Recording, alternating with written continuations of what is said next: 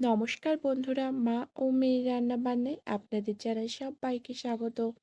সবাই কেমন আছেন? আশা করছি সবাই খুব ভালো আছেন। আজ আমি আবারও একটা নতুন রেসিপি নিয়ে হাজির হলাম। আজকের রেসিপি ভাটি চিংড়ি মাছের বড়া। অনেকেই অনেক নামে চিনে থাকবেন।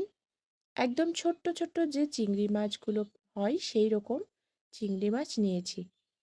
কিছুটা পরিমাণ মুসুরির ডাল আগেই ভিজিয়ে রেখেছিলাম। সেই মসুরির ডালটাকে একটা মিক্সিং বোলের মধ্যে দিয়ে দিলাম। সঙ্গে দিয়েছি পেঁয়াজ, রসুন, কাঁচা লঙ্কা।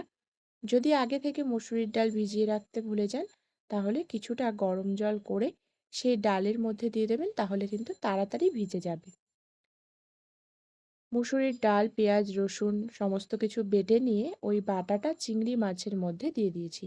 মাছটাকে ভালো করে ধুয়ে আর বেছেও নিয়েছি আগে। দেখেছি মাছের গায়ে বা মাছের মধ্যে কোনো নোংরা আছে নাকি, সেগুলো বেছে ভালো করে ধুয়ে নিয়েছি। একটা ছাঁকনির মধ্যে দিয়েই ধুতে হবে, না হলে মাছগুলো বেরিয়ে যাবে জলের সঙ্গে, এতটাই ছোট ছোট মাছ। তারপরে তেল গরম করে বড়ার আকারে তেলের মধ্যে ছেড়ে দিচ্ছি।